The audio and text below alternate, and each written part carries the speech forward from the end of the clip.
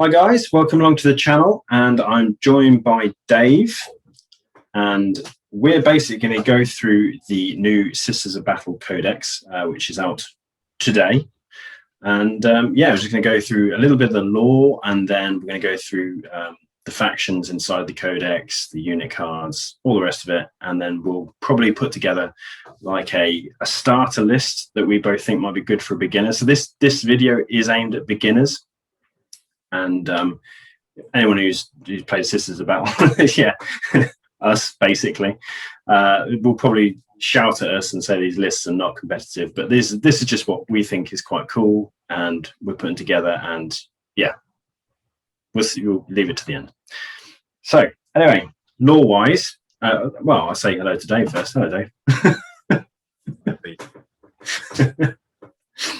Have you ever done anything with? Have you ever played? I'll take it you've never played Sisters of Battle in the past, have you? I've never played them. I used to play against a mate who had them. Well, donkeys years ago when they first came out. With that book, with this Codex Witch Hunters. Yeah, so it was Inquisitors with Sisters, because they didn't have their own. Although you could play them on their own, they didn't have their own separate book then. Because I think they started off, when they first appeared, I think they were in one of the Agents of the Imperium. It was like a great big like mush book, I think, for second edition. Yeah. Then they got their own book, and then they got the Witchfinders book, which they appeared in, but it was a lot about the Inquisition in that book. Yeah. I think they were very shallow on their lore back then as well, weren't they? I think it's been built up a lot since then. Yeah. So yeah. And talking about lore, basically, if you're looking to get into Sisters of Battle, the kind of history behind them is they've been around since the 36th millennium, and they are the militant wing of the church, basically, or the ecclesiarch. And the church was banned from having any. Well, I think that the way they framed it was males under arms. So they got around that by equipping women with power armor and bolters. I think that is essentially it. Correct me if I'm wrong. So they are basically the militant arm of the church, often referred to as nuns with guns, or in this case, powered armored nuns with bolt guns. But yeah. They are split into, essentially, there's 6 orders that you get in the book and are in history, but there's also a load of minor orders as well. And basically, there's rules in the book that allow you to create your own order if you wish. But we'll come into that in a second. First of all, I think we'll just go through the 6 main factions, and they are the Order of the Ebon Chalice, Order of the Valorous Heart, Order of the Fiery Heart, Order of the Argent Shroud, and Order of the Bloody Rose, and Order of the Sacred Rose. So the second 2 came later, didn't they? Like the first 4 were like yes, and the second 2 came about 1,000 years. Yeah, the bloody Order of the Bloody Rose and Order of the Sacred Rose came in M38. The others were established in M36. But if you want to look into the lore in more depth, I'm never going to do it justice. I'll leave a link to this video below, but you need to see Voldemort's Guide to Warhammer. He has a cracking guide on the Sisters of Battle lore, so I'll leave a link in the description below if you want to know a bit more about their lore. Yeah, there's one really interesting thing about them, which is kind of a well, there are many interesting things. One that struck me particularly was that you can still take Imperial agents and undivided stuff, but particularly Imperial agents, without messing with your and I'm sorry I don't know all the 40k terms, but like the faction lock of your army. Yeah, they'll still be battle forged. Yeah, battle forged. Thank you. I was trying to pass the. So that means you can still have like your Inquisitors.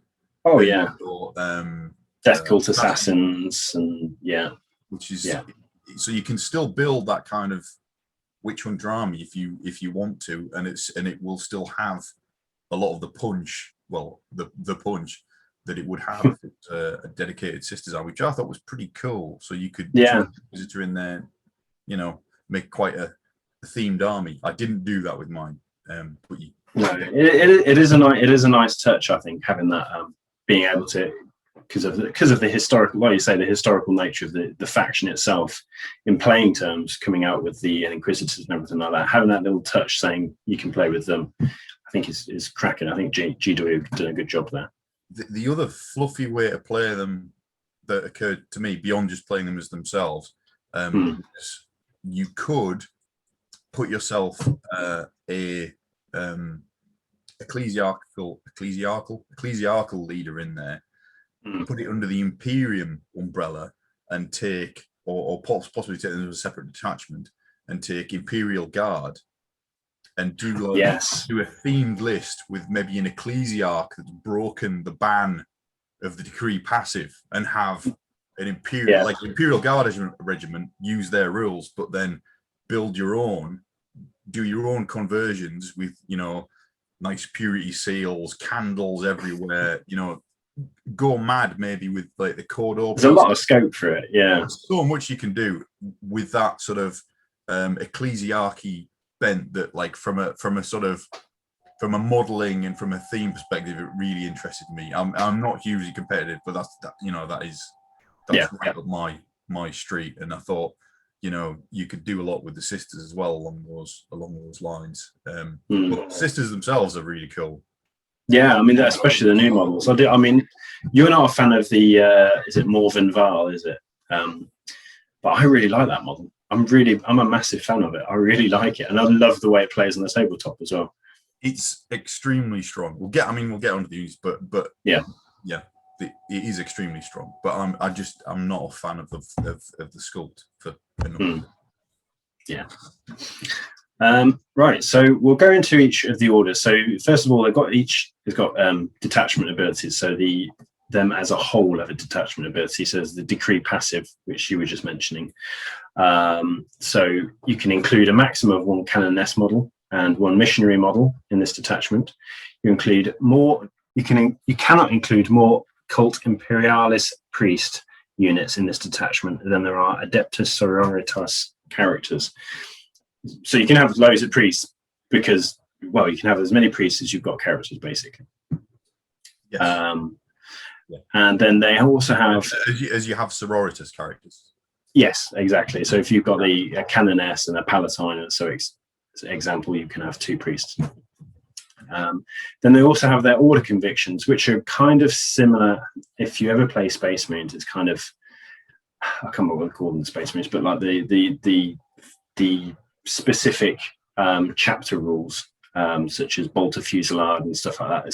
That's kind of carried on with the Sisters of Battle and order convictions.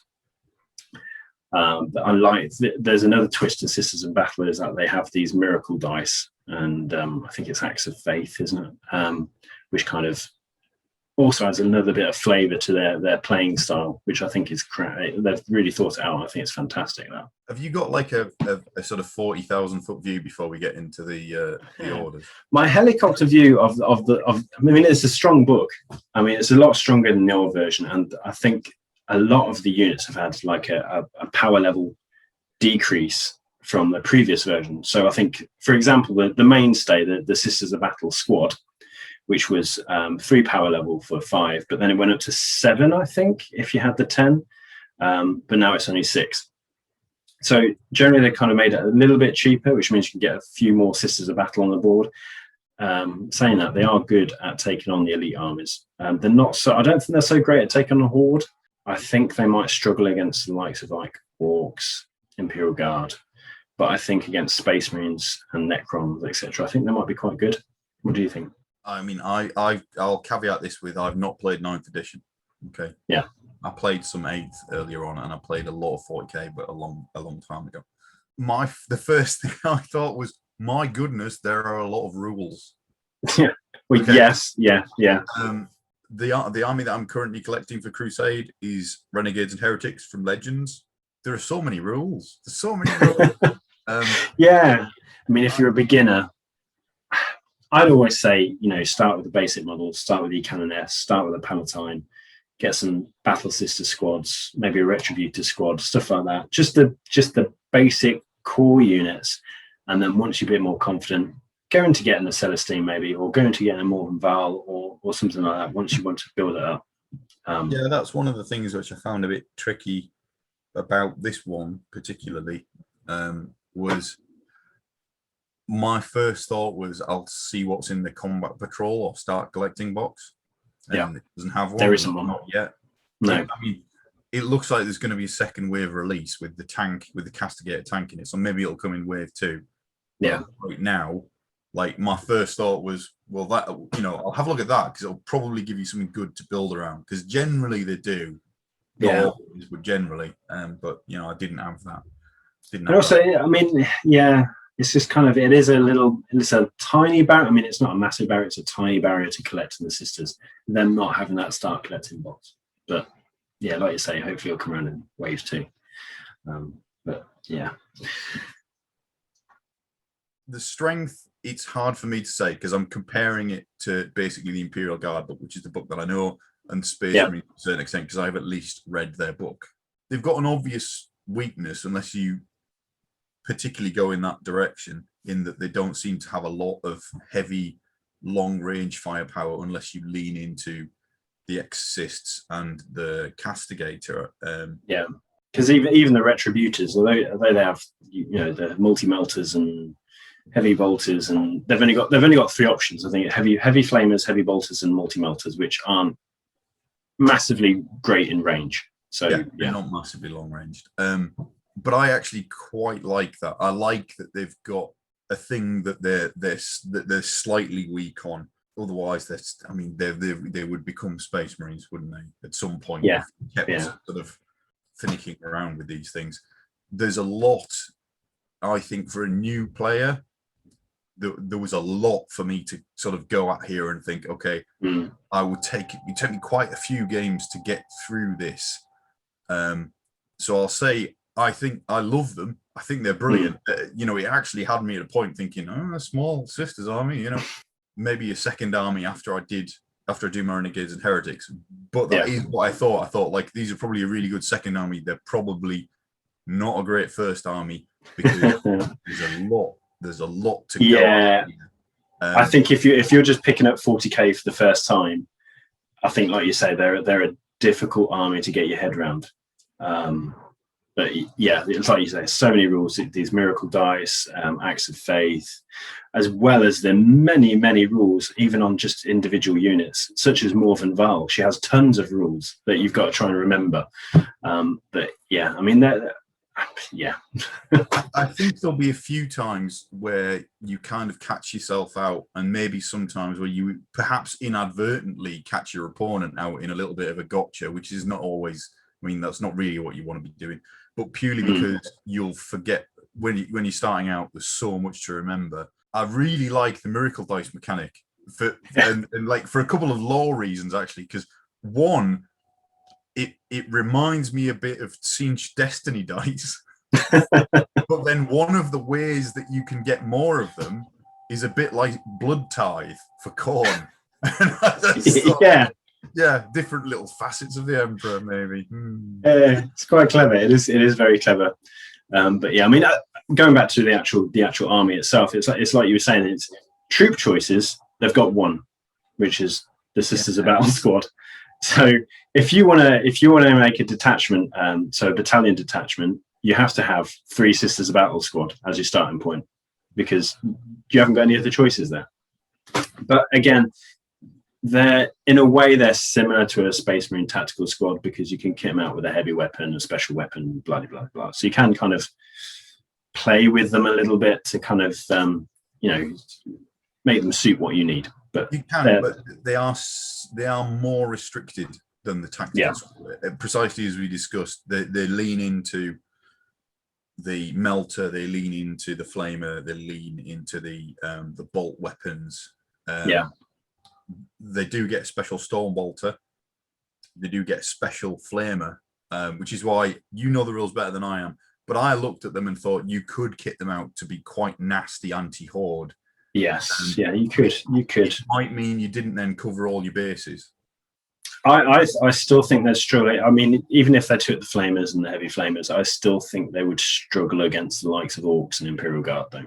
Maybe Because speaking from experience, I mean, playing against Orcs, yeah, they'll have a ton of boys, but they've also got a ton of killer cans, Death Dreads. Imperial Guard have got the tanks. I don't think the Sisters of Battle have the ability to cope with both the numerous boys, numerous Imperial Guard, and then Leman Russes and all the rest of it.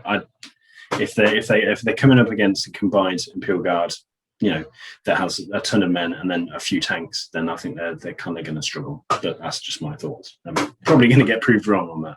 Well, and I understand that mainly from one of the others in the group that Drakari are very strong at the moment. Yeah. And I guess that they've got lots of strength 4, which is probably okay against them, but they don't have like a lot of strength, long range strength 7, which is probably quite good to stop their vehicles. Yeah. But that is, I mean, I'm speaking at the very, very edge of my confidence there. So yeah. Well, like we say, this is aimed at beginners anyway. So it's for anyone who's picking up 40k and thinking, well, should I go with Sisters of Battle? Our first thoughts are probably there's a lot of rules you'll need to learn before you do, but they might pay off for you. I mean, there's a lot of oh, by the way. So, and we all know, someone like Ed would probably like the Sisters of Battle because there's a lot of like little tricks you can play. But yeah, there's quite a bit of just as planned sort of. Yeah. So, as we discussed, the Sisters of Battle have this nice mechanic called Miracle Dice. So I think you start off with 1, and then you get for certain events occurring, like a squad being wiped out or rolling 1 on your battle shock. So you can spend your Miracle Dice instead of making some of your rolls. Yes. For example, like one that immediately occurred for me was you can replace the damage roll. Yeah. So if you've got a multi-melter and you've got that Imperial Knight who might have a stratagem that will make them fight as if they're not bracketed, and you might be about to kill them. Okay, if you get that 6, well, if you've got a 6 on your Miracle Dice, you spend your Miracle Dice and you wipe them out. Yeah. Also, you can buy these blessings. And the blessings have kind of a passive ability and an active ability. The active one being the miraculous one. Yeah. So most of the passive ones do things to the warlord, and the active ones provide a buff range, and the radius of the range is determined by the value of the Miracle Dice. Because when you get the Miracle Dice, you roll your dice, it gives you a value, and then you keep that value. And as I say, you can then substitute for a roll or spend it to make your blessing an active blessing. Ridiculous things. Yeah, I mean, looking at this, I mean, if you were going to give your Canoness or whatever a blessing, it does add to their power level, or it adds to their, or if you're using points, it adds to their points. They're usually around 1 or 2 power level. I think they're all 1 or 2 power levels, and points wise, they range from about 15 points extra to about 40 points extra. So, for example, Word of the Emperor, which is the most expensive one. At the start of the fight phase, you can select one enemy unit within 3 inches of the model. That unit is not eligible to fight this phase until after all eligible units from your army have done so. So you can kind of delay an enemy fighting, and this is just the normal ability. This is just their passive ability, and that's the start of every fight phase from what I'm reading here. So if you're coming up against, I don't know, Chaos, and you've got Khorne Berserkers or something bonkers that's really good in combat, you can say, all right, they can go last, I'll go first, all my units can go first, and then they can go, which is a really nice touch. And then the miraculous ability on that one is while an enemy unit is within miracle range of the model. So that's what Dave was talking about. So if it's a 1, then it's a 1-inch range. If it's a 2 to 5, then it's a 3-inch range. If it's a 6, then it's a 6-inch range. So while an enemy unit is within a miracle dice range of this model, each time a model in a friendly order unit makes a melee attack against that enemy unit, invulnerable saving throws cannot be made against that attack. So it's particularly, if I suppose, if it's against like units that have good invulnerable saving throws, so you're talking Space Marine captains, or I mean, I only know from the Space Marine side. I don't know. I think there's a few Chaos units with Nurgle have a lot of invulnerables, don't they? Yep. So that would be handy against Nurgle if you're playing them. Yeah. Or like big Deathwing squads. Yeah. Anything with like a Storm Shield, anything like that. Or any demons as well, because I think I believe the demons have invulnerable saves similar to some of the AOS demons. Yeah. So using these rules, you can kind of tailor your army to who you're fighting against, essentially, which is a nice little touch. I mean, there's some of the ones here. You can add 1 to the strength and damage characteristics of all melee weapons this model is equipped with, but that's just going to be for the HQ unit that you give it to. But it's a nice little touch. I mean, they are really good. Some of the miraculous abilities are fantastic, and like you say, I really like the idea of this miracle dice. Each Battle Sisters army will have order convictions which you choose. You choose from the 6 major orders or a Minoris order which you basically make up. So if you want to make your own Battle Sisters faction, then you can just choose which convictions you think would suit your army. So the first one is the Order of our Martyred Lady. Saw this one first, and I was like, I really like this one. And then I moved on to the second one, and I was like, I really like that one. And then it just kind of just kept going. But essentially, the Order of the Martyred Lady is that there's a lot of sacrifice in this one, don't they? I think they can gain miracle dice again through stuff like sacrifice. I think it has a bigger impact with the Order of the Martyred Lady. I could be wrong on this one. You can do a fair bit with them in terms of their stratagem, as it's mentioned there, to reduce damage to your warlord. Yes, which is it's kind of interesting because you get buffs for them dying, but you have a stratagem which is quite effective at making them preventing them dying. But I mean, also with that stratagem, which is Honor the Martyrs, and it's only 1 CP.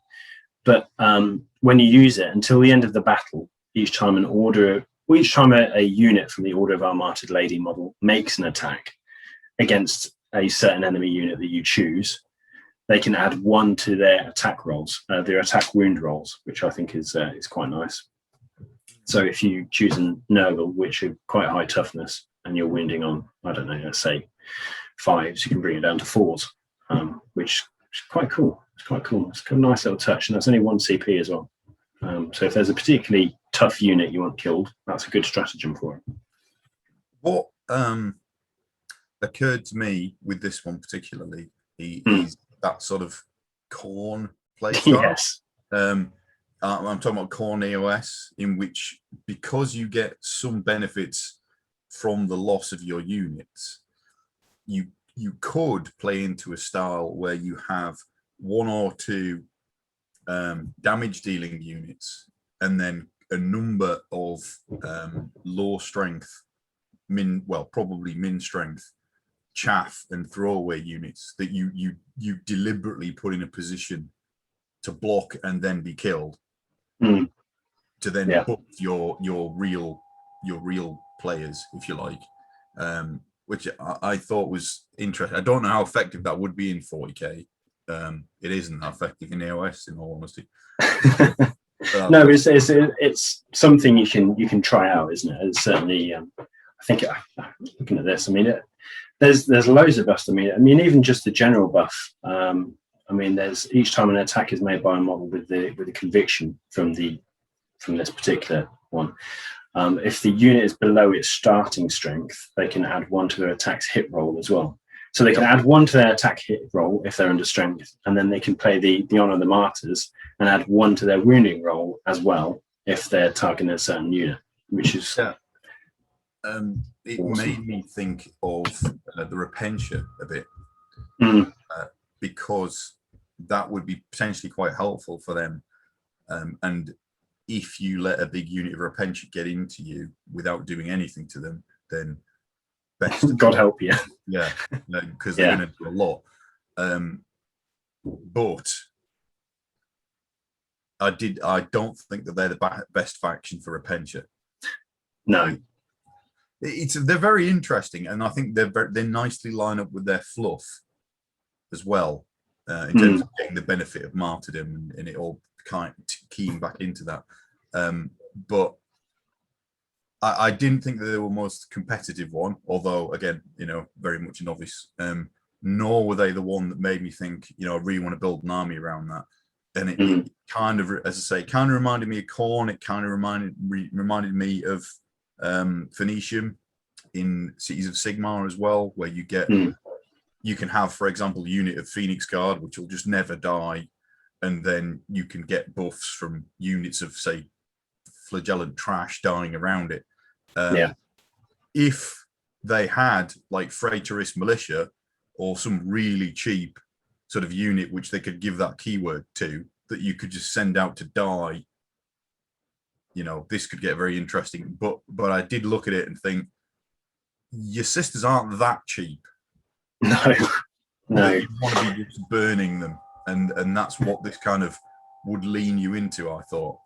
But it is interesting. I think it could be a good one for gaining miracle dice, because look at the warlord trait. If you had Morvenn Vahl, who's a beat stick in close combat and also has quite tasty ranged weaponry, there's one there that says each time you gain a miracle dice at the end of a phase as a result of vengeance. I can't remember what vengeance was, but if that warlord, which could be Morvenn Vahl, destroyed any enemy units during the phase, then the miracle dice is automatically a 6, which is quite tasty. And like you say, you can use that 6 for anything, can't you? Almost, yeah. Almost, I think, yeah. But you must remember to do it. It's a before you roll. Yeah, so you can't roll a 1 and then say, actually, I want to use a 6. No. Their relics quite tasty as well. So it's a ranged pistol, strength 9, AP -4, D6 +3 damage, which is very, very tasty. And then we come to Order of the Valorous Heart. Yeah. So this one's the tough guys. This is one of the ones I built the list for. So essentially, anything from the Order of the Valorous Heart gets stoic endurance. So each time a model with the conviction would lose a wound as a result of a mortal wound, on a D6 roll of 5+, they don't lose the wound, which is brilliant. Absolutely brilliant. Yes. The next rule is possibly even better. It is, yes. Each time an attack is allocated to a model with this conviction, if the attack has an armor penetration characteristic of -1 or -2, the armor penetration characteristic of that attack is reduced by 1. And I think we're both thinking this reminds us of Nurgle, really. Brilliant. And there's not many weapons on the battlefield that's more than -2. Not as a standard. Not as a hand weapon, no, unless you go into the heavy weapons. But then you're not going to be focusing a heavy weapon on a Battle Sister squad because it's wasted. Well, correct me if I'm wrong, because I may be misremembering, but I think even a heavy bolter is a -2. This is just really good. And when you start looking into some of the units, it's good on your basic Battle Sisters. It also, because your tanks have the conviction, also affects your tanks. Yeah. It won't affect things like your Flagellant engines because they don't get the conviction. But the one that made me go, ooh, was the Sacresants. 2-up save, unless you hit with a -3, it's still a 2-up save. 4-up save from the shield, and you still have the 5-up DPR if something switches off your shield. I think they're almost an auto-include now, aren't they? I think both you and I have got them in our list. I really like them. And also, it's worth remembering that you've got a lot, or you can have a decent amount of protection against psychics. So you've got a chance to stop some of the mortal wound source from the psychics coming through, and then you've got the 5-up DPR. I'm not sure this is the best one again, but I really like it. I thought this one you could almost play that sort of nurgle it up. I'm just going to look at you and see what happens. But your toughness is still only 3, so you've got to remember that. Yeah, but I mean, it's certainly good for, you know, when you're holding objectives and you're having to suffer through a firefight and stuff like that. So I think it's still brilliant. Yeah, and again, they're sisters in cover as well, and they're just a nightmare to shift from an objective. Exactly. And then they've got their specific stratagem, which is called Blind Faith. Again, one command point. So when an order unit of the Valorous Heart is selected to fight, until the end of the phase, each time a model in that unit makes an attack, you can ignore any or all hit roll, ballistic skill, and weapon skill modifiers, which is it's not bad. I don't know how often it will come into play, but it's not bad. What I liked about that was the any or all, which means you don't have to use it. No, you can choose which one to select through. So if it's a benefit to you, you can I'll have it. Thanks. Yep, exactly. So you can take your own buffs and then deny any negatives. Yeah. And then the Warlord trait, impervious to pain. So this one's quite good. Each time it performs an act of faith, the Warlord regains 1 lost wound, which is quite nice. And anytime the Warlord would lose a wound, roll a d6 and a 5+, that wound is not lost. So I'm assuming that's wound and mortal wounds. That's what it says, yeah. Yeah. So yeah, pretty good list. And the relic as well, the Casket of Penance. While an enemy unit is within 3 inches of it, subtract 1 from the toughness characteristic of the models in that unit. And if it's a chaos word, has a chaos keyword, also subtract 1 from the strength. I don't think it's the best relic by any stretch of imagination in the book, but you take this, you put it with your Canoness, you have your Sacrestant bodyguard, and you are cooking on that unit. All of a sudden, all those nasty strength toughness 4 Marines, now toughness 3. Really, I mean, what would just put this over the edge for me from a fluffy perspective would be if it said something like traitor Marines or traitors or whatever, and you had an Inquisition mechanic to declare people traitorous excommunicated during the game. That would yes, no, that would be awesome. And then the next order we've got is the Order of the Bloody Rose. I quite like these ones as well. I prefer I think these are my favourite, personally. Corn Sisters. Corn Sisters. So quick to anger. So each time a unit with the conviction fights, if it made a charge move, was charged or performed a heroic intervention this turn, then until the fight is resolved, add 1 to their attack characteristics of the model. Fucking awesome. This is the other list. This is the other order that I built the list for. As well as that, each time a model with the conviction makes a melee attack, if that model's unit made a charge move, was charged or performed a heroic intervention this turn, improve the armor penetration characteristic of that attack by 1. So you get an extra attack and it's getting an additional armor penetration as well. So, and I'm going to mention Sacristans again. Yeah. Because Sacristans can make heroic interventions. They are a go-to. I'm finding them to be a go-to unit in this. I'm not a 40k aficionado, but when I looked through it, they were one of the units that I thought. I'm not sure how well they're priced in terms of like 40k land, but I looked at them and thought they've got a lot going on that you can key into with this. But I imagine they're going to be also be a target, a priority target, and then well. That's. I mean, we'll come on to this later, but I almost think them with Morvenn Vahl. Then your opponent's going to be like, well, what do I focus on? Do I get Morvenn or do I deal with the Sacresants? Or because if you focus on Morvenn, then the Sacresants can take her wounds. So I don't know. That's just me. That's what I've kind of gone down. But anyway, Warlord trait, nice. Yeah. Relic, nice. Yeah. So the Warlord trait adds 1 to the attack characteristic of the Warlord. and the Warlord is eligible to charge in a turn in which it also advanced, which is huge. Yeah, that is absolutely massive. You've got the tear them down stratagem, so hits of a 6 automatically wound. Yeah. Yes. This is unmodified hits of a 6. Yeah. No, that is absolutely brilliant. And the relic itself as well. So it's a melee weapon, and it is strength +2, AP -2, damage 1. And each time the bearer fights, it makes 3 additional attacks with that weapon. So it's a bit of a stonker, that one. And there's also if there's 6 or more enemy moles within 3 inches of the bearer, then when it is selected to fight, it makes D3 +3 additional attacks with the weapon. Yes. Why wouldn't you take that relic? Yep. You will make a Khorne Warlord blush if you lean into this particular build. Yeah. And then we've got the Order of the Ebon Chalice. This one was interesting because I mean the first dice is a 6. Okay, the first miracle dice I should say that you get is a 6. Okay, fine.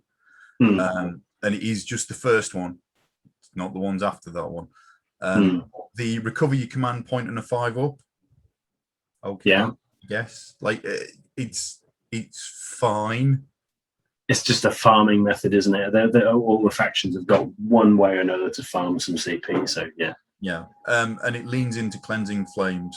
So, like, if you think I want to go Retributors, heavy flamers on my sisters, you can lean into that and get 4 inches on your flame weapons with an extra CP. In that shooting phase. So, 4 mortal wound on your flamer as well. Again, like, I don't think it's bad. It's situational, though, isn't it? I mean, if you're facing a horde of orcs, then it'll be really good. But or a big, like, if anybody who plays Tyranids plays Horde of Gaunts sort of play style, which I don't think is particularly competitive at the moment. People play the big 4-year-old monster. Then this would be good. But it's just, I mean, in my opinion, the other 3 that we've already looked at blow this out. Even the weaker of what I would consider to be the weaker of those 3 would blow this out of the water in most situations. This is good, but it's very situational. Yeah. And the ability itself just doesn't do. I mean, it just doesn't do that much for you.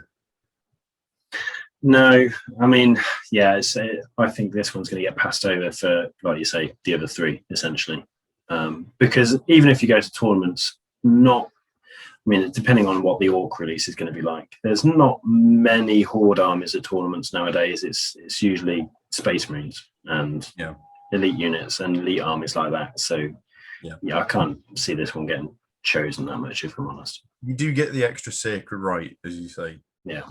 There may be something to it where you can build something quite intricate, but I'm not sure what it is. We've said this now, and then that'll be the main go-to one. It might be, but at first blush, I would look at it and say, depending on precisely what you want to do, Bloody Rose is better. Valorous Heart is better, just in terms of like raw power and raw durability. There may be more finesse to Ebon Chalice that I'm seeing than I can grasp together. Then the next one is the Order of the Argent Shroud. So essentially their conviction is that each time a unit with this conviction makes a normal move or advanced move in your movement phase, until the end of your shooting phase, it counts as having remained stationary, which is tasty, to be honest, because with bolt guns you get the rapid fire and all the rest of it. So that's a really good one. And each time a unit with this conviction is, sorry, say that again. And your Retributors. And the Retributors, and the Retributors, yeah. And each time a unit with this conviction is selected to shoot or fight, you can re-roll 1 hit roll or 1 wound roll when resolving that unit's attacks, which is very like the Orcs. I think it's Death Skull's ability.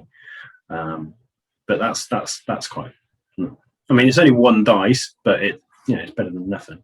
But the other thing is it's each time, so it's every unit. So every time you fire with every unit, you get to re-roll either a hit or a wound. So it's decent. They've got Faith is our shield. So use this stratagem in any phase. When an Order Argent Shroud model from your army would lose a wound as a result of a mortal wound until the end of the phase, each time that model or any other model in its units would lose a wound as a result of a mortal wound, roll 1d6 and a 4+, that wound is not lost. So I think it's quite good against armies that dish out a lot of mortal wounds. But But you get that on a 5-up with Valorous Heart for mortal wounds only for free. True, and I forgot that point. and you get the I was going to call it rend, and you get the AP effect for AP 1 and 2. So agreed, it's good. And if you were going to play one of the big centerpiece models, Katherine or whatever it is, but I can't remember if she already has a kind of DPR, so maybe you can't stack. So I don't know. I wasn't. It didn't strike me particularly, having looked at the other ones. It's a good. Like if you said to me, "Oh, Dave, how about this for your Renegades and Heretics?" I'm like, but when you look at the other one, you're like, "Oh, the conviction almost gives me this." Yeah. For free. Admittedly, it doesn't do regular wounds; it only does mortal wounds. But when I stack that up with the durability from ignoring the AP, sure. No, I can see your point there. I can see the point. Warlord trait, selfless heroism. Not really much to say about that. I think this one's a bit bland in my opinion. So it just increases the heroic intervention distance. Really, there's not. It's neither here nor there on that one. I think. I did like the relic, to say. So the relic is the Quicksilver Veil. Add 3 inches to the bearer's move characteristic, and each time an attack is made against the bearer, subtract 1 from that attack's hit roll, which is quite cool. So if you've got a tooled up, I don't know, Canoness or something, although if you go in order of the Argent Shroud, you're not going to be that tooled up, but still not bad. It's still not bad. Yeah. We come on to the Order of the Sacred Rose. And their conviction is each time a combat attrition test has failed, is taken for a unit with this conviction, it is automatically passed. Each time you use a miracle dice when a model or unit with this conviction performs an act of faith, roll 1d6 and a 4+, you gain 1 miracle dice. Stratagem is Emperor's Judgment. Use this stratagem in your shooting phase when an Order of the Sacred Rose unit from your army is selected to shoot till the end of the phase. Each time an attack is made with a ranged weapon by a model in that unit, an unmodified hit roll of 6 scores 1 additional hit. That's not bad. Especially if you've got something doing multiple shots, then that could be quite good. Especially if you've got a heavy bolter equipped Retributor Squad or something, then it's not too bad. I just didn't I didn't see that there was that much value out of it. What would it be? Up to 4 Retributors. So 1 in 6. Is it 3 shots per heavy bolter? Well, yeah, but it doesn't have to be. I mean, it doesn't even have to be just the Retributors, does it? I mean, you can make a Battle Sisters squad 30 models, I think, and if they're all rapid firing, that's 60 shots. There's going to be a few 6s in there. That's nuts. So 10 extra. 10 extra hits. Yeah. It's okay. It's okay. You still prefer the attack heavy one, don't you? Like me. I mean, extra attacks, all that stuff is I think is quite tasty. I mean, I play Chaos a lot. I think, like, why is it only shooting? That was my first thought. Why is it only shooting? I want to smash people. Yeah. But I also think, like, 1 in 6 is, you've got to have something to put that on that'll really, like, give you some meat out of it at the end. Maybe those suit things. I can't remember the name of them. Maybe. Paragon suits, something like that, isn't it? Yeah, the Relic's not bad though on this one. So this replaces the Brazier of Holy Fire, which in itself is pretty good. But this is 12-inch range, assault d6. And each time an attack is made with this weapon, that attack automatically hits. And an unmodified wound roll of 4+ or 2+ if the target contains any demon keywords. The target suffers 1 mortal wound and the attack sequence ends, which is not bad, I don't think. I didn't get a chance to read through the Minoris convictions. Was there any in there that popped out to you? There was only really one, and that was there was one you could lean into sort of your anti-psyker quite a bit. I can't remember what it was. See if I can find it on here. And that was kind of interesting. And the only reason I really thought about that was, so let's say, for example, we were a little bit further down the road. Yeah. Yes, there it is. Purifying recitations. Each time a deny the which test is taken for a unit with this conviction, add 3 to the result. Okay, yeah. Yeah. And the only reason, oh yes, and witch hunters. Sorry. Each time a model with a conviction makes a melee attack against a psychic unit, reroll a hit of 1. If the spell attack is made against a psychic character unit, reroll a hit roll of 1 and reroll a wound roll of 1. Get to choose 2. I'm not saying anybody should do this necessarily, but if you were living in a world in which the meta was full of Thousand Suns and Grey Knights, those 2 life. Yeah, they'll see you in good stead, wouldn't they? Yeah. Yeah, life won't be quite so easy for them. You can make a nice anti-psyker one.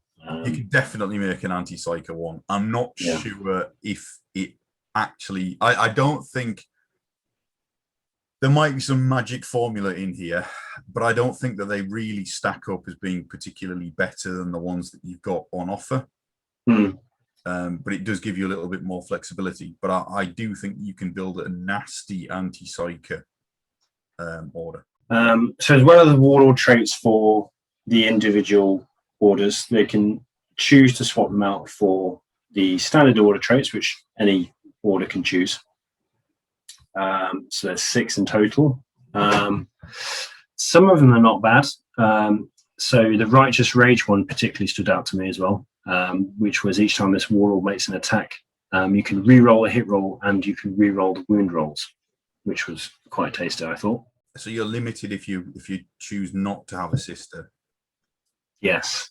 Then your selection is limited to some of the less good ones. I thought. And if you've got one of the named characters, then you're locked in as well. I didn't particularly. None of these particularly set me alight. Having looked at what we could get from the order ones, the one which I kind of thought maybe was, again, it was the Pure of Will. Yeah, the last one, which I thought, if you wanted to lean again into that anti-psyker thing, you can just go a bit farther, denying additional psychic power. Yeah. And if you're not going the minor order, which would give you a +3 anyway, then you could take it to one of the other ones and have the +3 for the warlord. I'm not sure I wouldn't just go with the one for the order and pick the order and take the one for the order, because I think they're pretty good, more or less. Yeah. I mean, a few of them, yeah. The special characters have their own warlord traits. So, for example, I've chosen Morvenn Vahl, and she gets that Righteous Rage, which is re-rolling the hit rolls and re-rolling the wound rolls. Depends what you want. Triumph of St. Katherine, you've got the one you like, the Pure of Will. Trouble is, the only trouble with the name characters is always they're a little bit expensive. But yeah, and that Righteous Rage is only melee. Yeah. Which is, I mean, I'm not saying it's bad, but it's one of those that you have to kind of it leans you into a particular sort of approach with it. Yeah. Which might be Bloody Rose. Exactly. we come on to the hymns of battle, I really like this, but it's another thing you have to remember to do if you've got a priest in your battle, if you've got a priest in your army. So remembering to do your hymns. But again, these aren't bad. So look, it's the one refrain of blazing piety. Select one enemy model within 12 inches that is visible to the priest. The unit suffers D3 mortal wounds. If it's chaos, then it suffers 3 mortal wounds. I thought that was quite good. Especially the priests are cheap as well. They're cheap as chips. So you got a priest on the battlefield. I think he's 2 power level, and he dishes out 3 mortal wounds to, I don't know, a demon prince. Then worth the power level, in my opinion. Yeah, he probably is. Yeah. It's a little blood boil. Yeah, I mean, they're all pretty good. Yeah. I don't know if any of them are amazing, but I think they all build on your strengths rather than I mean, like there's no knockout blow. I think here. But they're benefits. I mean, you could certainly have a priest next to your Sacresants and doing the litany of enduring faith, which gives them an additional +1 to their invulnerable save. It's not bad. There's a few little things. I mean, yeah, 2 power level. I think he's worth it. Relics. Again, I don't think any of these are quite as good as the order specific ones. There was nothing in here that jumped out to me. What about you? Generally speaking, yeah, I would tend to agree. There are 1 or 2 of the order ones which I think you kind of have to lean into. For example, the one I think it's described as a casket. Yes. Casket of Penance. Like, I actually like that one because I think you can build into it. But if you chose that order and didn't want to build into that, you might want to mess about with some of the other ones.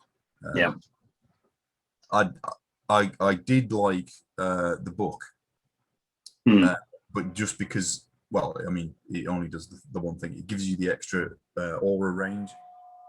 Yeah, to a maximum of 12. Yeah, always nice. Always nice to have a big aura. But is it, again, it's how you build. I think you have to build into them.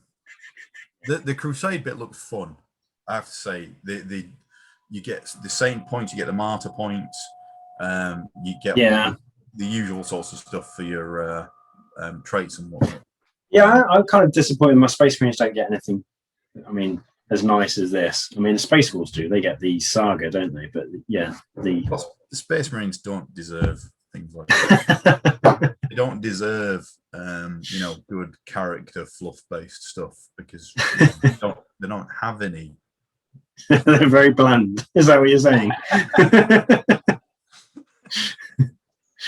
Yeah, I mean, I'm a massive fan of Crusade in general. I think Crusade's great, and yeah, I think anything to like boost out the flavour of it, especially with the these Saint points and everything like that. I think that's cracking.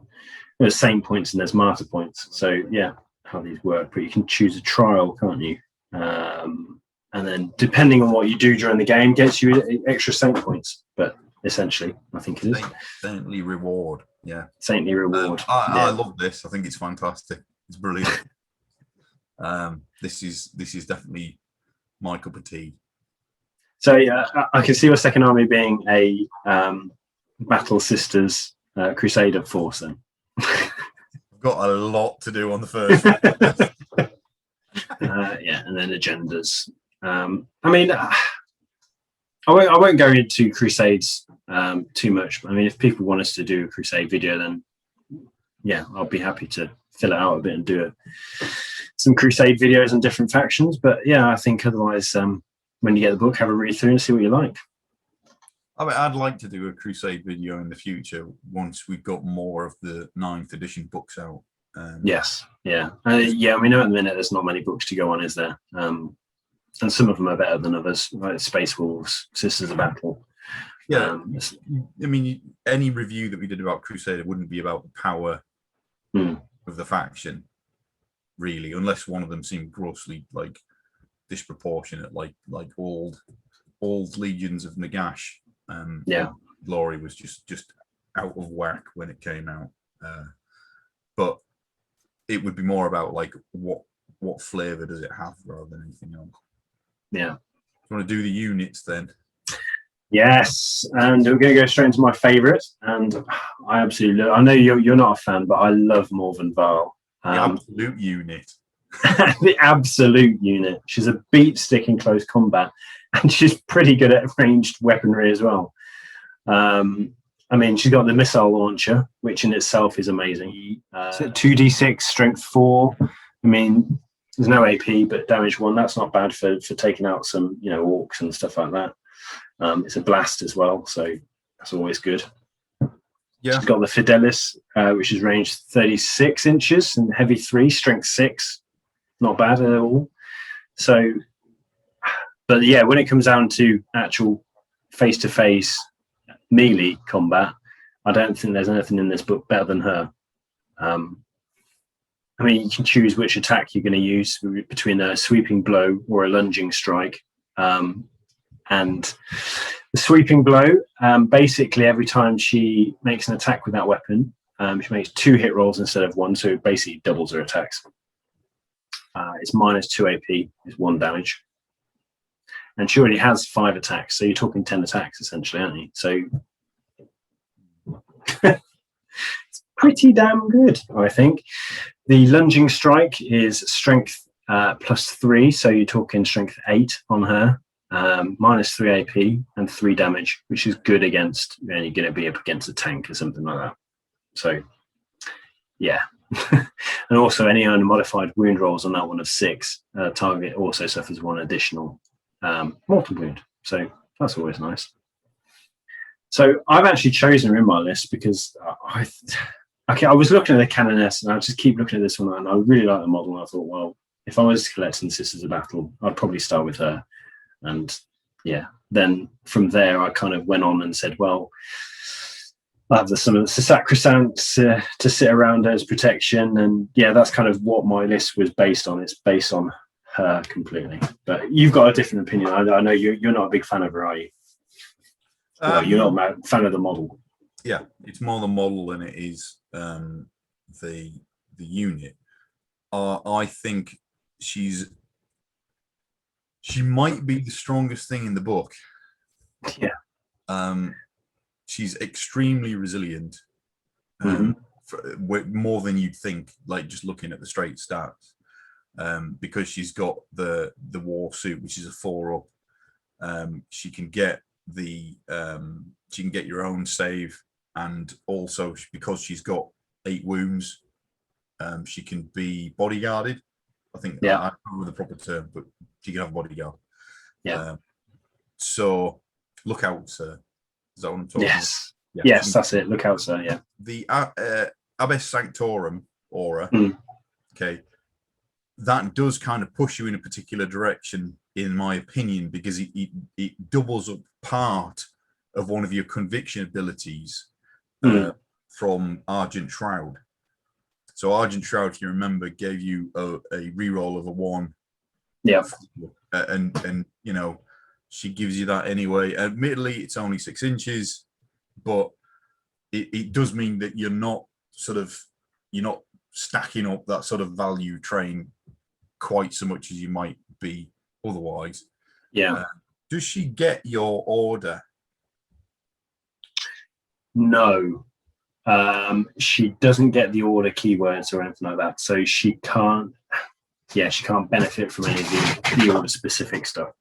Yeah, which is the one holdback on taking her as your leader. But yeah, because she doesn't have the Adeptus Sororitas order. She's just got Adeptus Sororitas. So yeah, she doesn't. Yeah, I'm still going to take her because I think she's immense.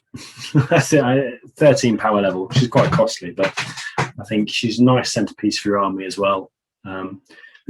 weirdly, I really like this model, and I really like the St. Katherine model, the one that's like a little diorama. I thought that model was fantastic as well. I was trying to get into a list, but I thought I could only have one of the other. I mean, we did lists for 50 power, right? Yeah. I mean, the way I looked at the list for 50 power is this is maybe where you start, and then you're gonna build on your 50 power. Yeah. This 50 power is your Crusade list. Exactly. I wouldn't put her in a Crusade list because no, like that's not really the intent of Crusade either, is it? She's already the finished.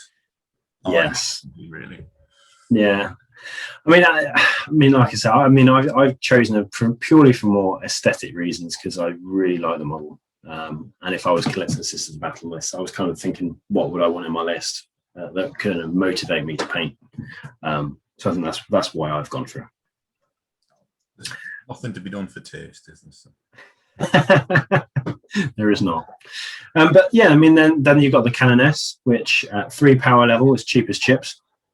Considering a Space Marine captain of, I think Firstborn captain's 5 power level. I think the Primaris one's at 6 power level. So she's not bad, and you can tool her up in any way you want. The Brazier of Holy Fire on her is particularly good, I think. Don't know about you, but 12-inch assault D6 and basically an unmodified roll of 4+ on the wounding and 2+ if it's a demon. The target suffers 1 mortal wound. So I thought that was quite good. But you have to replace a certain weapon. I think it's a chain. You have to have a chainsaw. One use only. Yes, yeah, I know. But if you're coming up against a demon prince or something, then I mean, don't get me wrong. I agree with you. I was simply saying, look, it is one use only.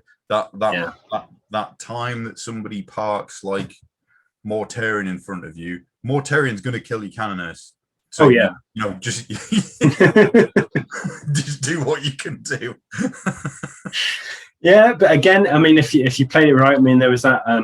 I can't remember which one it was, but there was a particular order that you could choose a unit to go last in the combat phase. You have your Canoness with the Brazier. You hit Mortarion with that, and then he can go last if you want him to. So, yeah, and again, it's one of those things where if you wanted to go down the road of building into this, you could say, "I'm going to play Martyred Lady. I'm going to throw them out to die." She's not like, admittedly, you probably don't want to do it with your Warlord, but no.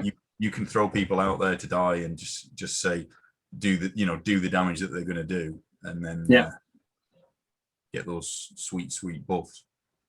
Yeah. I mean, and on top of that, you can have a plasma pistol if you want to, and whatnot. Null Rod. It's not bad, but if you're going to go anti-psychic, I think that's a good way to go. You can build into that. You can build into the anti-psychic thing quite nicely if you want to. There's quite a few decision points that take you down that road. Yeah. Was there anything that particularly stood out for you with this unit? I mean, it's just a good solid.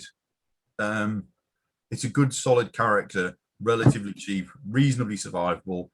Yeah, you can do a decent amount of damage with it, particularly if you lean into some of the orders and some of the artifacts. They can start to do a lot for you. I mean, it's never going to be like a demon Primarch or anything like that. No. It's essentially the Sisters of Battle equivalent of a Space Marine captain, isn't it? So. Yeah, and it's got a buff aura. It's what you want it to do. I took a Canoness in both of my lists. So yeah. I mean, it even has the same thing as the Space Marine captain, which was the while a friendly order core unit is within 6 inches of the model. Each time a model in that unit makes an attack, re-roll a hit roll of 1. So it's exactly what the Space Marine captain does. And talking about Space Marine captains, we come to the Space Marine Lieutenant, which is the Palatine in this case. Again, 3 power level. It's not bad. Allows you to re-roll wound rolls of 1 for core units within 6 inches of it. So combining it with the Canoness is not a bad shout. You can castle up a bit with them. Yeah, it's just a fairly cheap unit. Got an invulnerable save. There's not much to say about it really. There's not much you can say about the Palatine, but it's there to buff, isn't it? So yeah, I like the Palatine. I don't think it's great, but I did. No. I took them in both. I do when you look at the power, like it's kind of a thought to say, well, I mean, let's put it this way: you're getting for the equivalent of a Primaris captain, you can have a Canoness and a Palatine. So yeah, okay, you can have the reroll ones on wounds and hit rolls. So that's true. I mean, I took Palatines in my lists mainly because I think that's a good core to build around. And they can do a little bit of damage, but their main thing is there to give that little bit of buff and be a character. Yeah, which is important in this army. Junith Eruita, whatever her name is, Junith Eruita. There we go. Probably saying it wrong.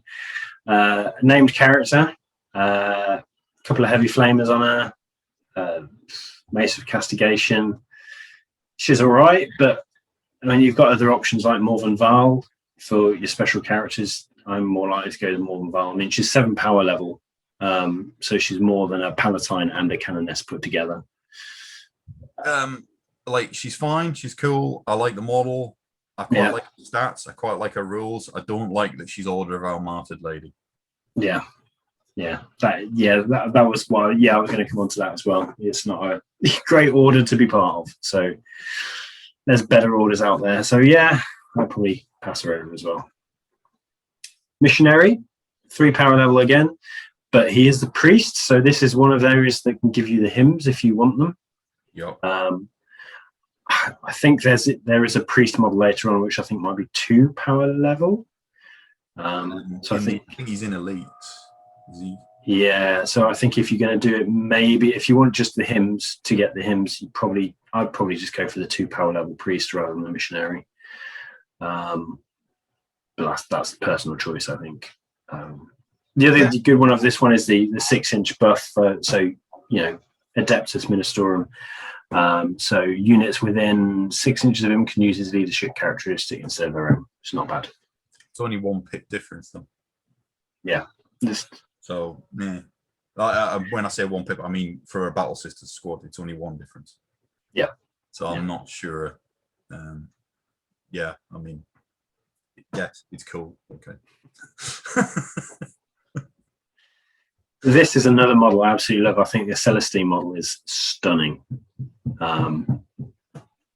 And yeah, so there's like the Celestine, the Triumph of St. Catherine, Morvenn Vahl. They've got some cracking models in there that I'll just paint. Just even if I didn't have Sisters of Battle, I'm tempted just to get a couple of them just to paint. Because yeah, I mean, Celestine is a nice one. There's a lot of rules with it that you've got to try and remember. So if you're on the battlefield, if you're playing for the first time, it's likely you're going to miss a few of those rules, is all I would say. So this is probably for more, I mean, what she got? 1, 2, 3, 4, 5, 6, 7, 8, 9, 10, 11, 10 special rules to go with her. When then you combine your conviction special rules, there's a lot of rules. It's like we were saying at the beginning of the video, there's a lot of stuff you have to remember. But yeah. And you've got, like, if you want to get rid of her as the opponent, you've got to do it really in a one. Yeah. She'll pass wounds off and she'll heal and all the rest of it. It's a great model. My main complaint, because you have to have one, of course, is I think she should be more powerful. Yeah. Because I would like to have seen her be on like that Mortarian Magnus Raw Boot level above Morvenn Vahl. Yeah.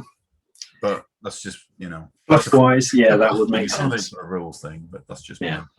No, I completely agree. Fluff-wise, it would make perfect sense, but yeah, it just feels like she's been sidelined a bit for Morvenn Vahl. I think she's really good. I think she's quite strong. I would definitely paint and play one, but not at 50.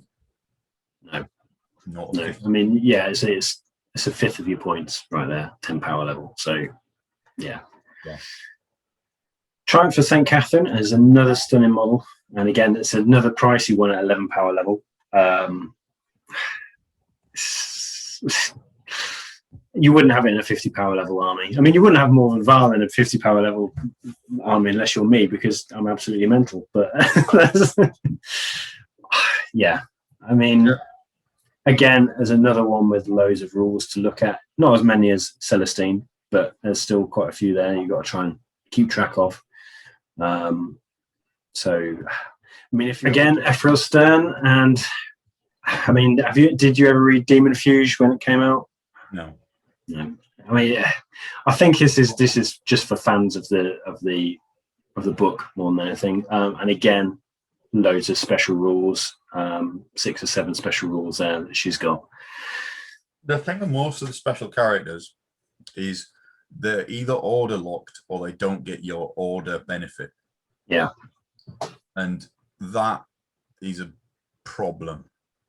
Yeah, I mean, if you're going to choose a special character, you need to tailor your list around that special character.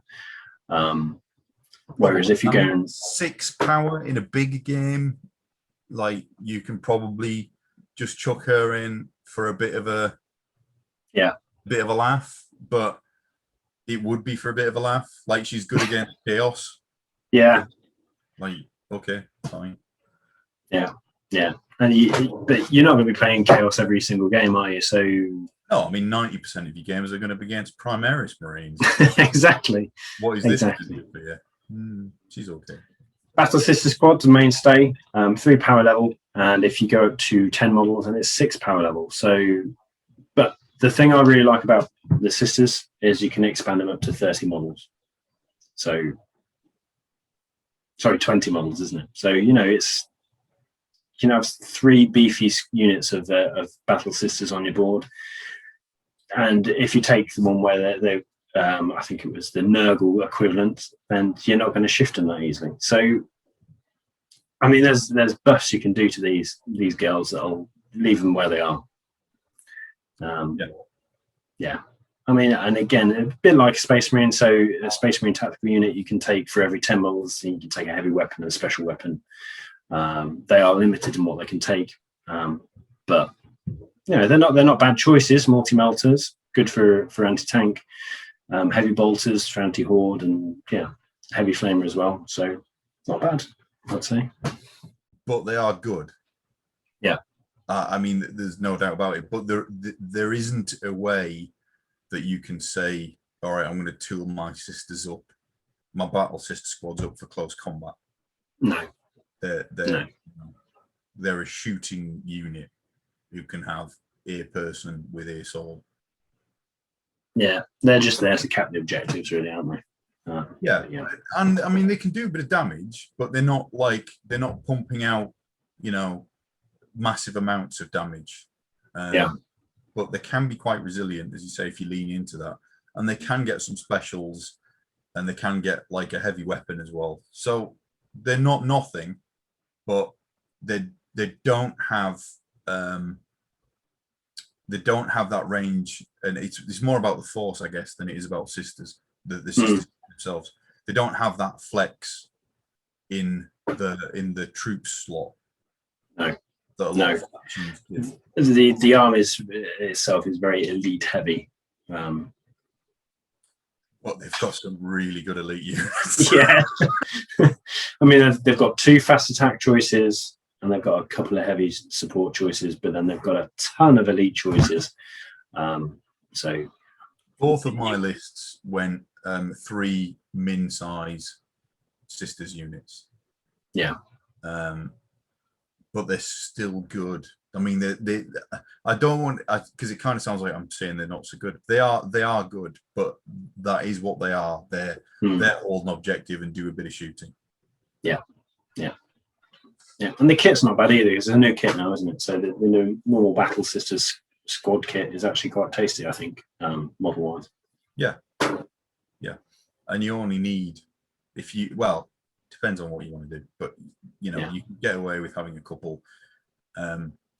If and when the combat patrol comes out, there'll probably be a decent discount on them as well, because there's bound to be some of those squads in there. Yeah. Okay, so we had to actually pause our recording because we ran out of time on that particular day. So I'm continuing this conversation. Unfortunately, I'm without Dave now, so you have to put up with my dulcet tones and without Dave's considered opinion on the following units. So we're going to crack on and carry on with our unit reviews. So next up, we have Aestred Thurga and Agathae Dolan. So these again are some special characters that you can take, and again they've got quite a number of special rules. So there's 8 in total, but looking at them, they are 5 power level, and they can do some tasty things. For example, if they're actually part of a Crusade force, if they're actually included in the Crusade force alongside a Saint Potentia model, then at the end of the battle, the Saint Potentia model will gain an additional Saint point per game, which is not bad. Ideally, this unit is meant for Crusade, I think, more than match play, because there's a couple of special rules in there that are for Crusade. For example, Order Penatus or Pronatus. If Aestred Thurga is included in your army, then the Open the Reliquaries stratagem costs 1 fewer command point to use the first time you use it. If Aestred Thurga is in your Crusade force, the Relic requisition costs 0 requisition points to use. So basically, you're getting free upgrades, which is quite cool. Otherwise, I probably wouldn't take them in a match play game. I might take them as a bit of fluff in a Crusade force, but otherwise I'd probably leave them on the sidelines. Next, we've got the Imagifier, and again, this is a 3 power level unit. It's got the Litany of Deeds, which allows these tail auras.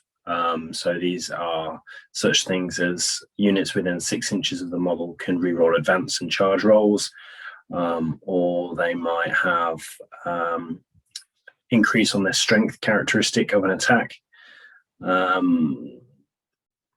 Dialogus, again, another 3 power level unit. Units within 6 inches of this, core units within 6 inches of this, can add 1 to their leadership. They also have the ability to take war hymns. So instead of taking a missionary, you can take because missionaries only get the first 3 war hymns, which are great. One of them gives that one that gives 3 mortal wounds, but the Dialogus, because it's got the Sisters of Battle keyword, can take all 6, any of the 6 war hymns, which is nice. Dogmata, this is 4 power level. Again, this is a priest, and again, it knows, I think it can have access to all 6 war hymns, so you can choose any of the war hymns for them. Units that are performing an action within 6 inches of the Dogmata can also shoot without the action failing, which is quite nice. Other than that, there's so many choices in the Sisters of Battle Elite section that it's kind of stick a pin in it. The Hospitaller. I need to put one of these in my list. I think they're pretty good. Again, 3 power level, like much of the other single model units in the Elite section. But while friendly Adeptus Ministorum infantry units are within 3 inches of the model, each time a model in that unit would lose a wound on a 6, that wound is not lost, which is quite handy. They also have the ability to heal units. So at the end of the movement phase, the model can heal any Ministorum infantry models whose units are within 3 inches of it. the model regains up to D3 lost wounds. So it's no good for things like single wound models, because it has to be a model within 3 inches of it. So it's good for healing up things like your Canoness or your Palatines, things like that. Anything with multi-wounds. The sisters don't have too many of them that you'll want to keep healing up, but it's there. I mean, you could drop them next to Morvenn Vahl, and I think I think Morvenn Vahl has the Ministorum keyword, so they could keep healing up Morvenn Vahl to make them even tougher. It's not bad.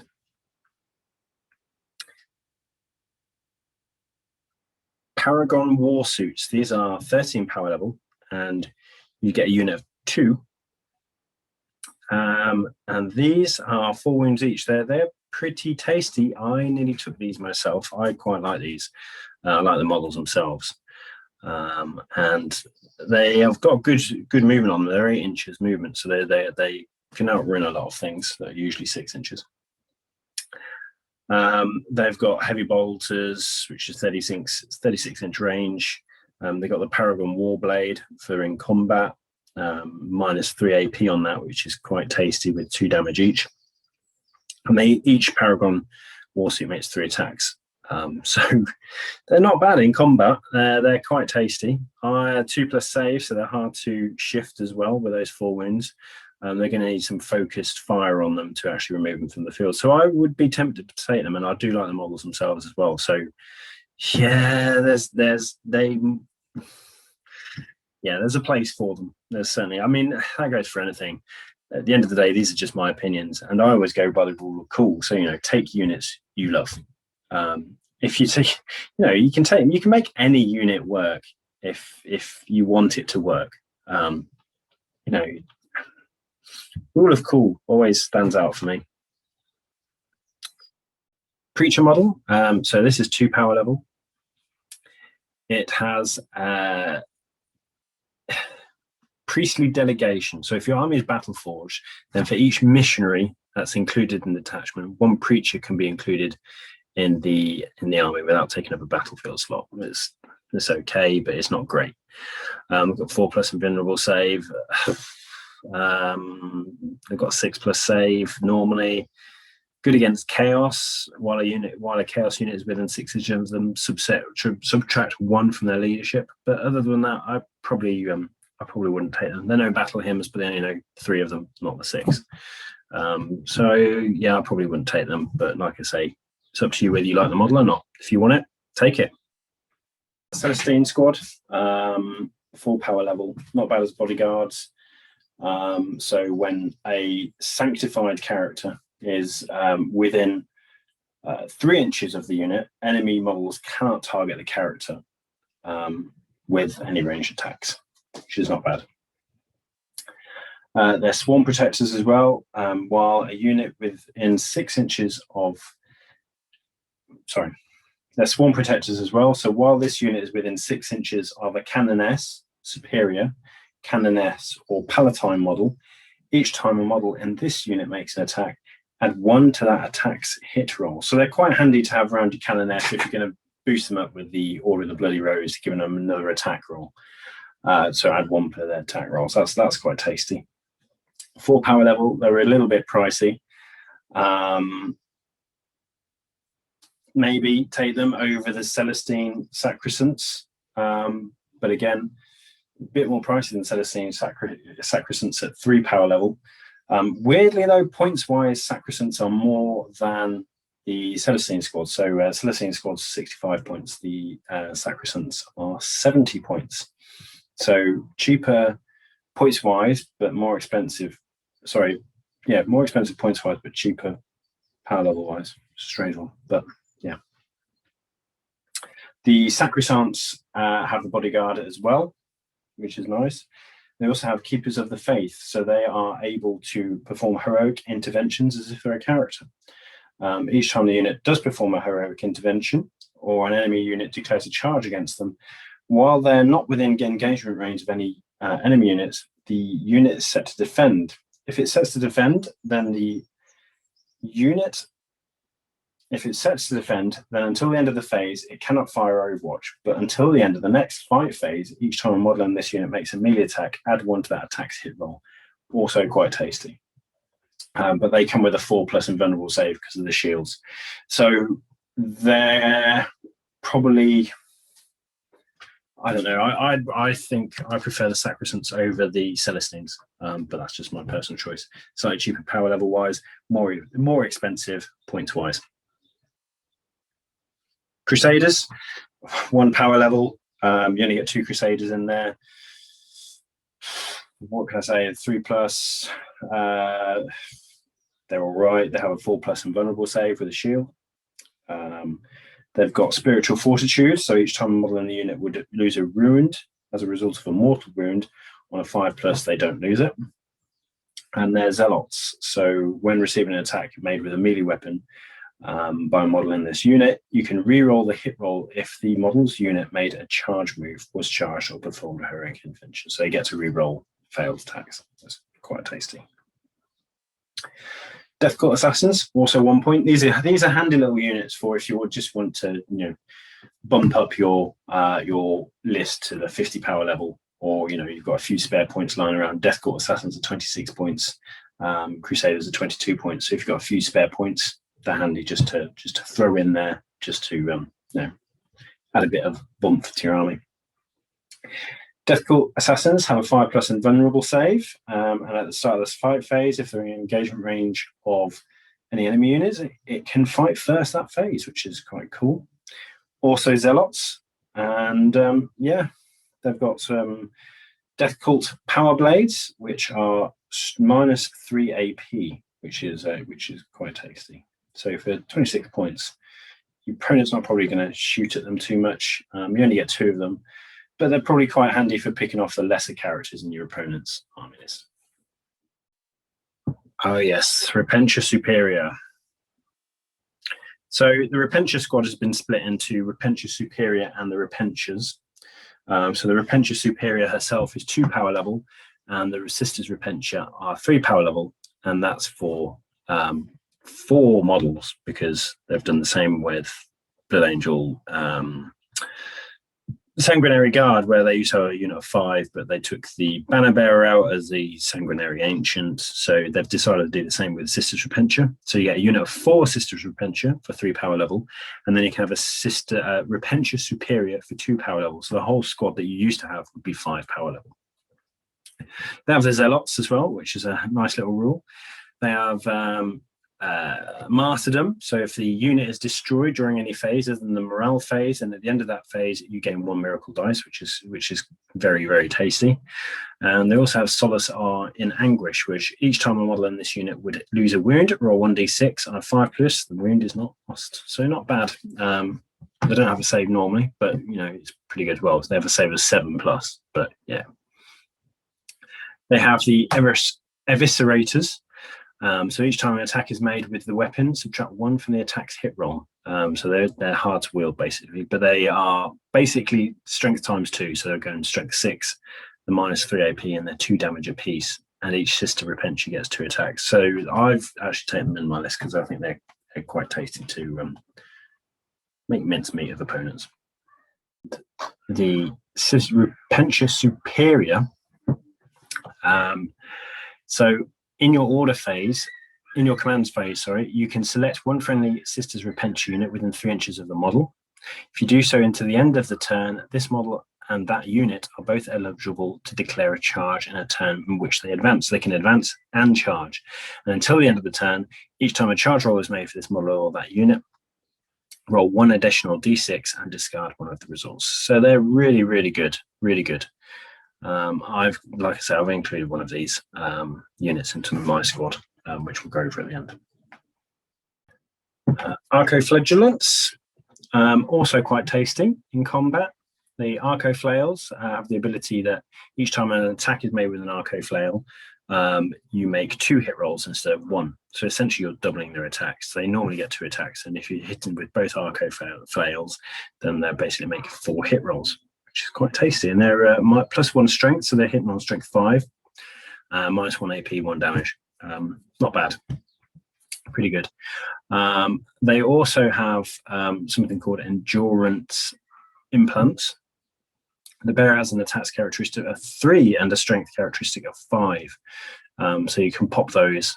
I think it's once per battle. One model can be equipped with endurance implants. So you probably give it to one of the models, and then they're hitting on strength 6 with the Arclo fails, and they have 3 attacks, so they're making 6 hit rolls instead of the usual 4. So quite tasty.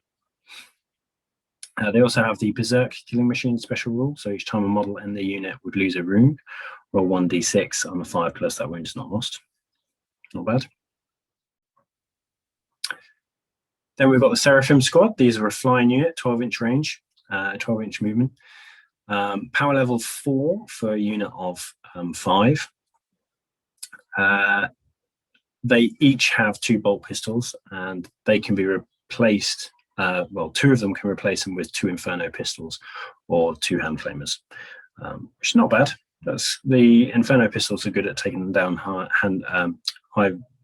high toughness units, while the hand flamers are good at dealing with hordes. So pretty damn good.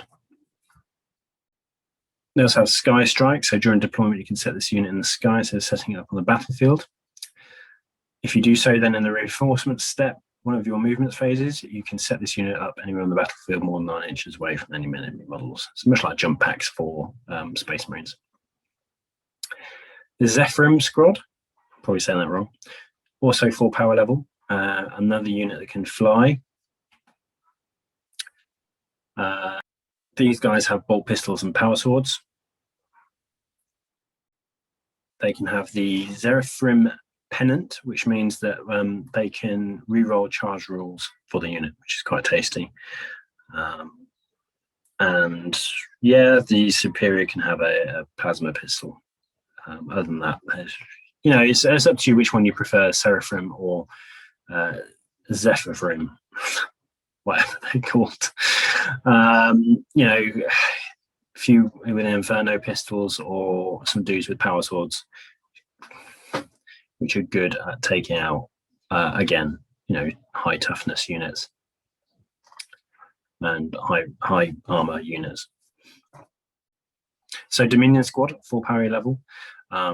These for me are a go-to unit because they can have all special weapons. So you'd equip them all with possibly melter guns, hand flamers, whatever you're going up against, depending on what you want. And they have this rule called Holy Vanguard. The unit can move an additional 6 inches in the first battle round before the turn begins. The unit can also move an additional 6 inches if it's inside a Rhino transport, Sisters Rhino. So the Rhino itself would make the additional 6-inch move. So obviously, if you've got 5 Dominions inside a Rhino, the Rhino is going to move an additional 6 inches. That's pretty tasty in itself. But what you can also do, which I think Dave and I have both done, is put a unit of Retributors in there with them. So 5 Retributors with multi-melters. So you've got 5 Dominions with 4 melter guns, and then you've got 5 Retributors and maybe 4 of them with multi-melters. You can get an additional 6-inch move on that Rhino in the very first turn, shove them up the field, pop them out, and they can basically take down an Imperial Knight, which is pretty damn good. So these are almost a go-to guy for me one. Dominions with Retributors are fantastic in a Rhino. So they're I think they're both in my list and Dave's list, my serious list, not my fun list of models I love. But yeah. Then we'll get into the Retributor Squad. So Retributors can have any of the heavy weapons. So it's heavy weapons available to Sisters. So multi-melters, heavy flamers, or heavy bolters. So if you're taking on Horde, heavy flamers, heavy bolters. If you're taking on high toughness, high armor stuff, then multi-melters, heavy bolters. That way. Heavy bolters are kind of the one in the middle, which can kind of do either, but not great. So it depends what you want to do. And also, every time they do shoot, they have the rule called Storm of Retribution, which means units they target do not get benefits of cover against their attack, which is really good. So, you know, they're another go-to unit for me. I think, yeah, Retributors, Dominions, fantastic units.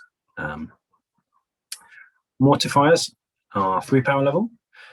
I don't like the model of this one, but the rules aren't bad. 3 power level per model. It comes with a heavy bolter. You can choose heavy flamers. They've got the buzz blade, so you can have a buzz blade and a heavy bolter, but they're all right. Save of 3+. I mean, yeah, they're okay. So they have this rule called Anguish the Redeemed. So on you roll a d6 when they're destroyed, and on a 4+, they don't get removed, and they can make some attacks, and then they get removed from play. So it's not. Also, if they suffer a wound on a d6 on a 5+, that wound is ignored.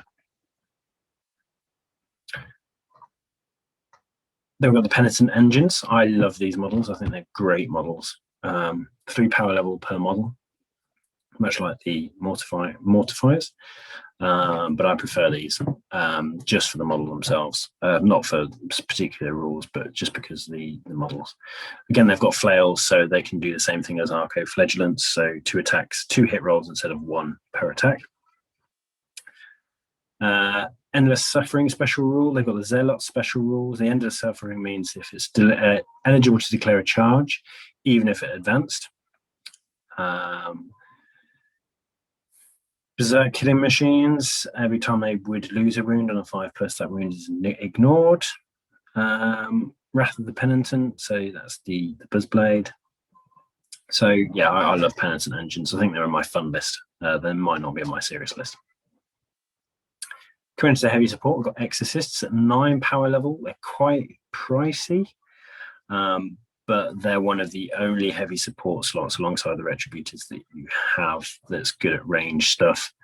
So, you know, 48-inch range, the Exorcist rockets, heavy 3d6, not bad. Good at taking out Horde. Strength 5, so not so good at high toughness targets, but certainly good against Horde. That's the Conflagration rockets. The other rockets are also 3d6 and they're strength 8, so they're quite good at taking out high toughness targets. But yeah, it depends what you want them for. The Exorcists are great all-rounders, but they're so expensive at 9 power level. Depends whether you want them or not, and whether you want to include other units. Because for 9 power level, you could have 3 elite units. But then you haven't got your heavy support, so it's your choice.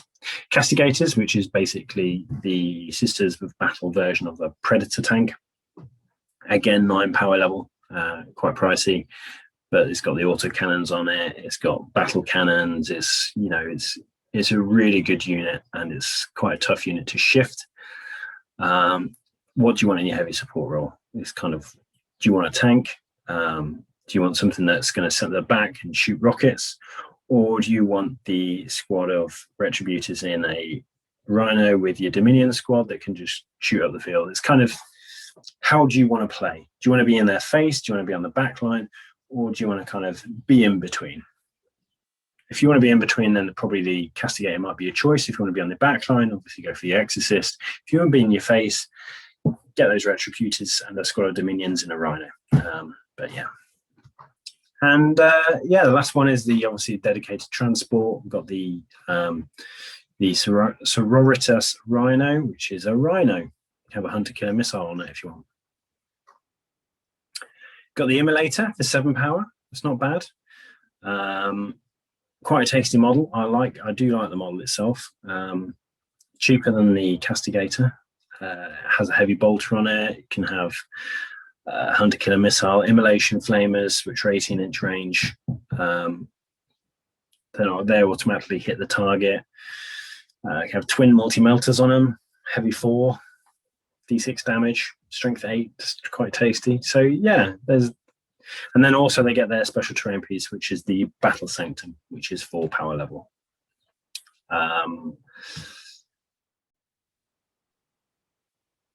So it has an aura, so it's consecrated ground. So while a chaos unit is within 6 inches of the terrain, subtract 1 from their leadership.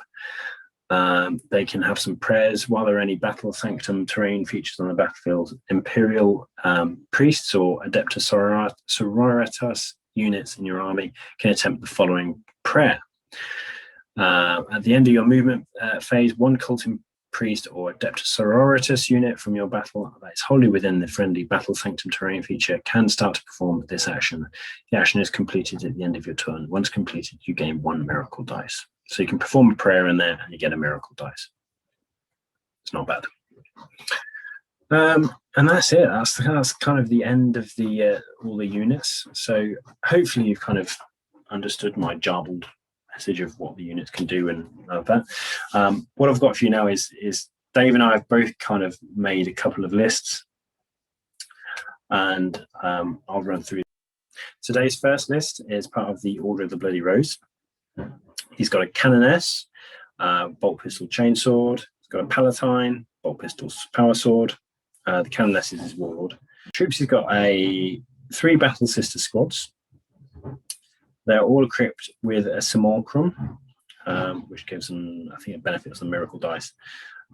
They have each has a Ministorum Flamer as a special weapon, and the rest of the bolt guns. So he's got 3 squads of those. He's got the elites. He's got Celestian Sacresants, they're the one with the shields that we were talking about.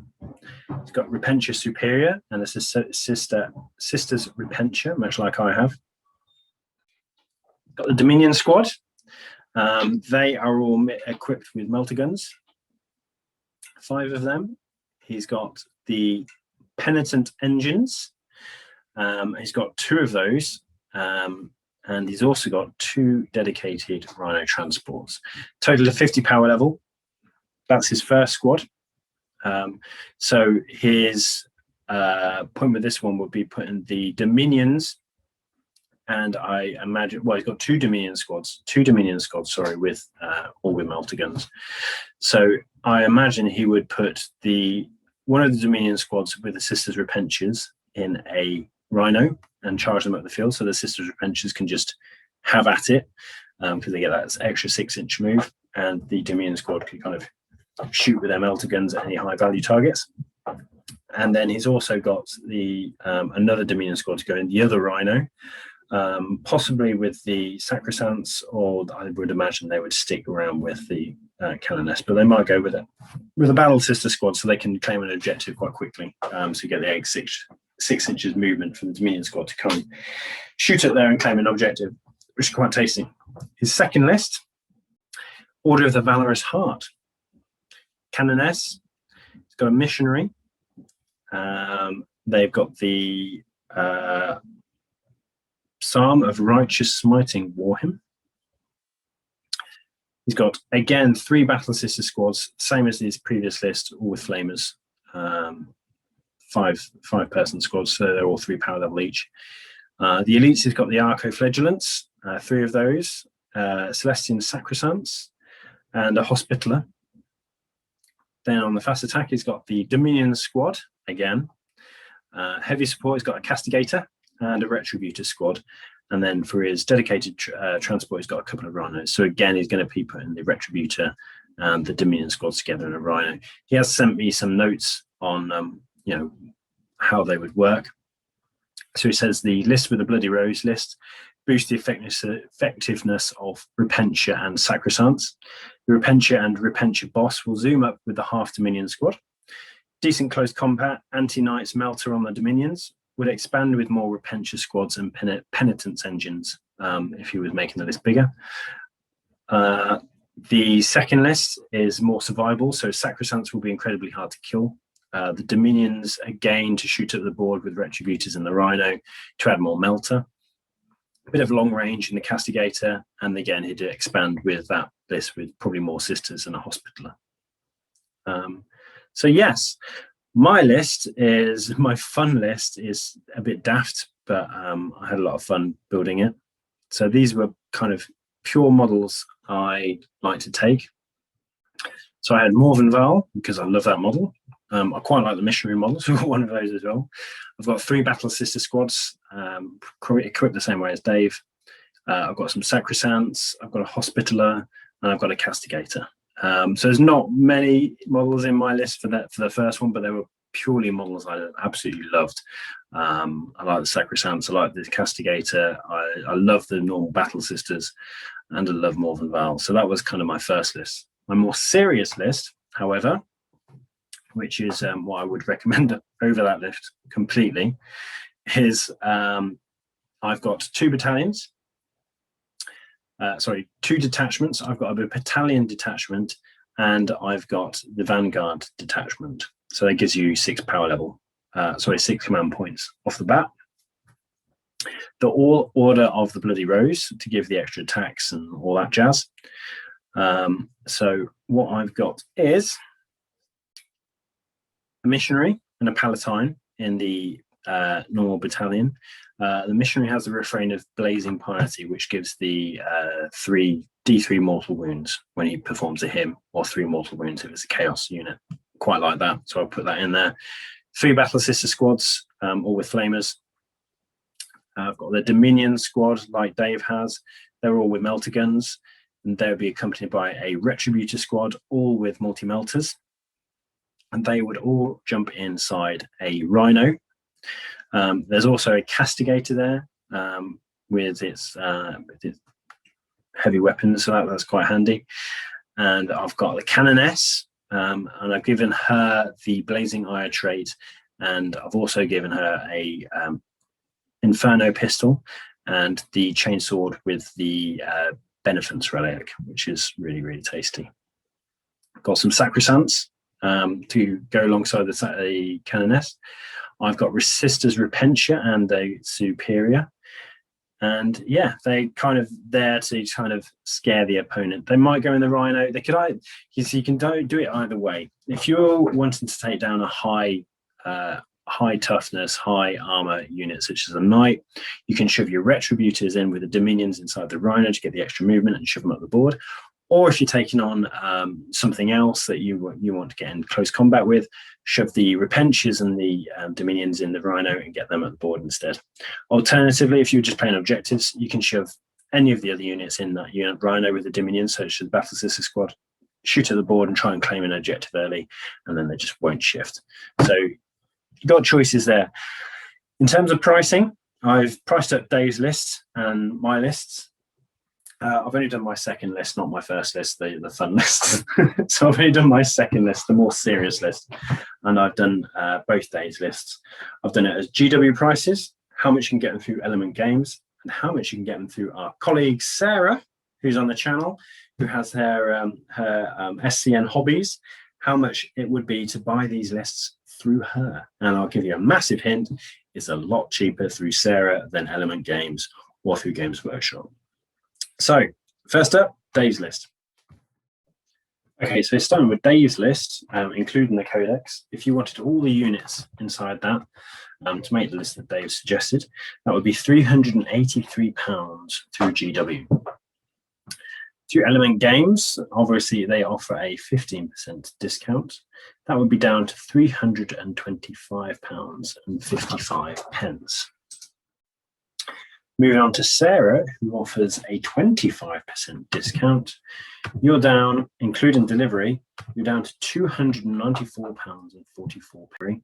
That's a saving of almost £90 compared to the GW prices, which is insane. I mean, even compared to Element Games, you're saving a good 30 quid. So why wouldn't you order it through Sarah, in my opinion? And also for Dave's list, because he doesn't quite use full squads in some of them, you can also, that means for that price, you're also getting 5 extra Sisters of Battle to make another squad. So you can have 4 squads of them. You get another 5 Celestians, because when you buy a Dominion squad, you get 5 Celestians with them. It comes with 5 Dominions and 5 Celestians. So you have 10 Celestians So you've got 2 squads already there, 3 squads extra, including the Sisters of Battle. The Repentia squad, they've only took 5, but they come in packs of 10, so you've got another 5 Repentia squad, Sisters Repentia. So you're talking, you've got another 4 squads there. That's included in that price for Sarah for under 300 quid, 294. So you could probably add on with those points wise, power level rise. You're talking another maybe 15 power level on top of your 50 power level list. So 65 power level in total. That's a guess, but that's pretty good. Dave's second list. That tossed it up to £1.50 more than his first list with through GW, so £384.50. And through Element Games, that would be £328, and through Sarah, you're saving a whopping 88 quid almost on GW, so that's £296.57. Coming to my list, so with my Canoness, the Palatine, the Missionary, 3 squads of Sisters of Battle, Dominion Squad, Retributor, Celestian Sacresants, Repentia Squad, and a Rhino. Through GW, that would be £320.50. Through Element Games, it would be £274 essentially. And through Sarah, you're talking £241. So this is a 50 power level list for Sisters of Battle, including the Codex, you can have for less than 250 quid through Sarah. And in fact, I say 50 power level, it's actually more because you also get another 5 sisters for another 3 power level there. You get 5 more Celestines, not the Celestian Sacresants, but 5 more Celestians because they come with the Dominions. And you also get another 5 sisters Repentia. So you're getting what, 3, 4, 5, 6, 7, probably 8, 9, about another 10 power level on top of that. So you're talking a 60 power level list for less than 250 quid if you buy it through Sarah. If you want to order anything through Sarah, then join her email list. That is in the description below, and I'll put it on the screen here. And yeah, make sure you sign up, and you could buy this today. You could buy this today for less than 250 quid if you want to go in my list. For Dave's list, which is, it might be slightly stronger, you're talking less than 300 quid. And that includes the Codex and the extra squads of sisters for whatever you want to do. And that will give you a Crusade force, it will give you a match play force. And we both think these are all pretty good lists. And, obviously you have to see what the meta will do, but, for a beginner's list, I think these are fairly strong. And yeah. Anyway, I hope you've enjoyed this. We've really enjoyed making it. Let us know what you think. Do you want us to do more of these videos in the future? Do you want us to do on existing factions that are already out there, existing codexes? Do you want us to do them on Age of Sigmar battle tomes? Whatever your thoughts, please share them with us. We'd love to hear them, and we'd like to make more videos like this, but we want to know whether it's any benefit for you. Again, subscribe and like. It always benefits the channel if you do that. And remember to sign up to Sarah's mailing list, and we'll see you next time. Bye.